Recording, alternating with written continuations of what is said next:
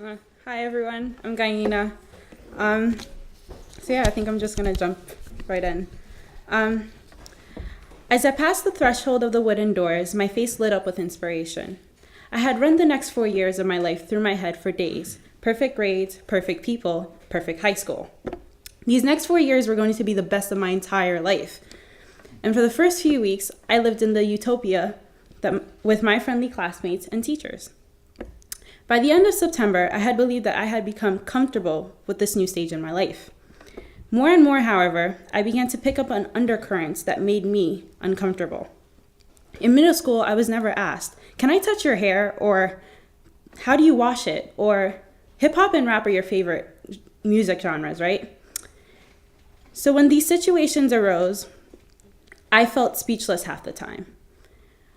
In my mind, everyone understood that not all Black people enjoyed hip hop or liked having people come up behind them and ask them or put their fingers in their hair in a degrading manner.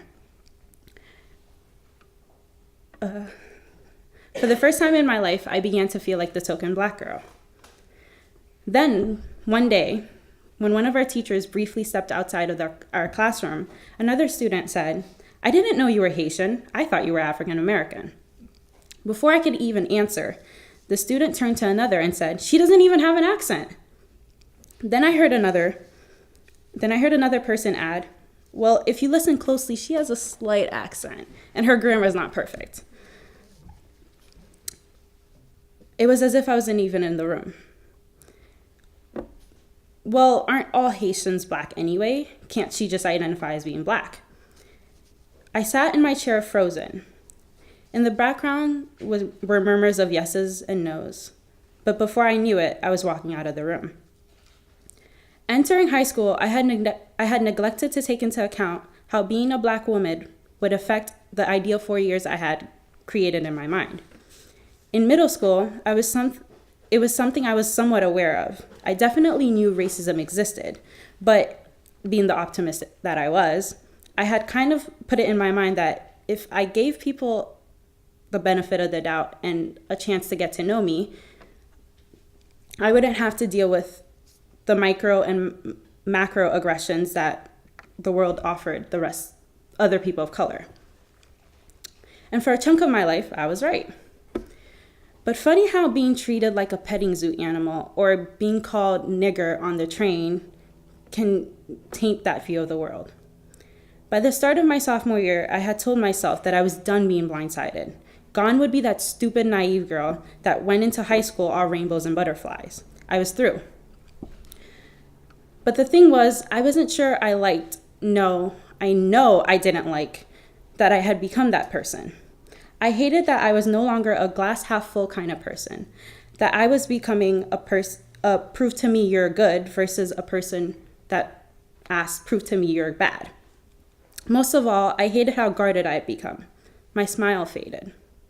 I walked around waiting for people to judge me and wore a blank expression on my face to give in response so as not to let anyone know that they were affecting me. That was not me.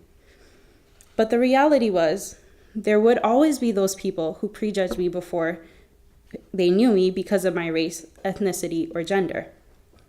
What other choice did I have? I told myself that there wasn't much I could do, yet the frustration nagged at me. I couldn't let it go.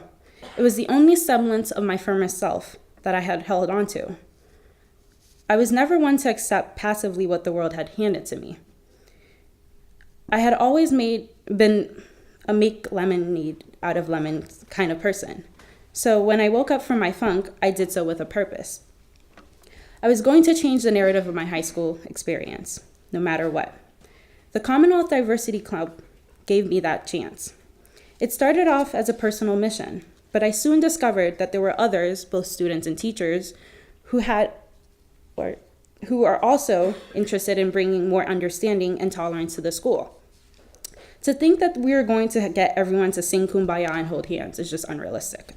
Instead, we aim to start a conversation about acknowledging our differences and cultivate an understanding that while we are part of multiple communities, we are still individuals. We wanted Diversity Committee to be more than just a place for minority students to vent their frustrations and support each other. We wanted it to be a place of dialogue. And so we started off making announcements encouraging everyone from classmates to faculty members to visitors to come. By now, everyone at Commonwealth has heard, diversity is here for you too. You are all diverse in one way or another. Speech from at least one of us. In opening up this dialogue, we also wanted to highlight how diversity encompasses everything from race, class, to gender, to sexuality.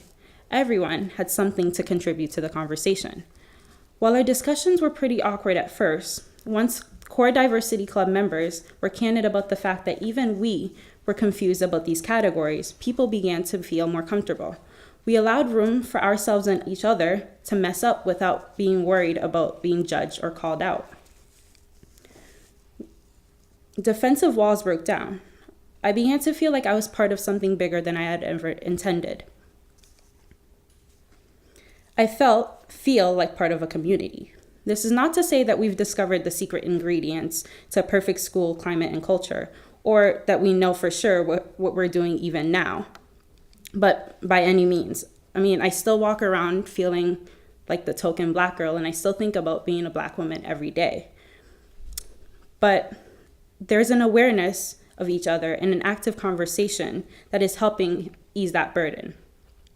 It's encouraging to hear that Ms. Brewster will be working to diversify our English curriculum, that Monica, as the director of diversity, is collaborating with other schools, that my peers, Amon, Juliet Talbot, and Ellie are continuing to work towards making the club as inclusive and active in our community as possible.